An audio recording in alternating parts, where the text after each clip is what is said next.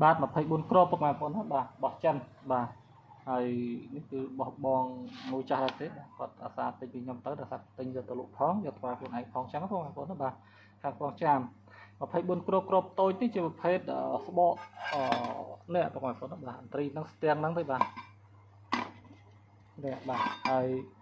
គុណភាពវាគឺគួរសមបងប្អូនបាទវាមិនណាស់ណាទេគ្រាន់តែគួរសមអាចរកចូលចោះចំណោមគេឯងបាទហើយតម្លៃក៏សមរម្យ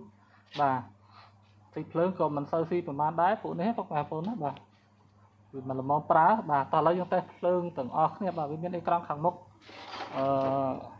សម្រាប់មើលលេខបាទឃើញវាលោតចំនួនលេខចឹងបាទបាត់អស់តិចបាត់អស់ហើយបាទគឺបើកម្រិតលីនតិចទេបាទដង្ហើមអូតូដង្ហើម2បាទ24គ្រាប់គឺធ្វើការផ្នែក power shot បាទអត់មានយកមកការពារចាប់ច្រាស់ទេប្រភេទនេះបាទអញ្ចឹងប្រភេទដុំក្រៅប្រទេសគឺវាមាន2ផ្នែកបងប្អូនបាទមាន2ផ្នែកផ្នែកទី1គឺប្រភេទមានប្រមាណគឺវាប្រើទាំងអស់គ្រាប់វាបាទណាបងប្អូនបាទមានប្រមាណប្រើទាំងអស់ដូចជាពួកអស់នេះ24គឺប្រើទាំង24បាទចំណែកប្រភេទខ្លះទៀតគឺវាយកខ្លះដើម្បីការពារចាប់ច្រាស់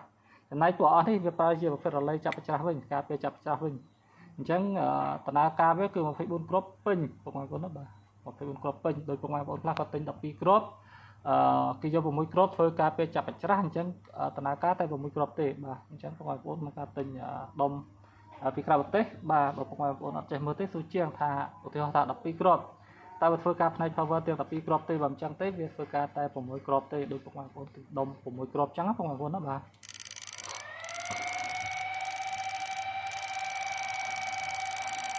ហើយគ្រឿងរបស់វាគឺបែបនេះបាទកង់ដងគឺប៉ុណ្ណឹងបាទរៀងអមចិត្តកង់ដងតូចបន្តិចបងប្អូនណាបាទតែមើលចំនួនមីក្រូវាក្លិន150មីក្រូបាទអញ្ចឹងការដាក់កង់ដងហ្នឹងគឺគេដាក់ផ្លឹងជាមួយនឹងដុំភ្លើងបាទដោយសារកង់ដងហើយនឹងដុំភ្លើងគឺណាដែលគេដាក់ខុសគ្នាសលេងវាអត់ប្រក្រតីអញ្ចឹងបងប្អូនណាបាទអត់ប្រក្រតីអញ្ចឹងចំនួនមីក្រូរបស់វាបើខុសគ្នាតិចតួចអូខេតែបើខុសគ្នាច្រើនគឺជួនកាលយើងលេងច្បាច់ហើយក៏វានៅលឺដែរបាទហើយបើសិនជា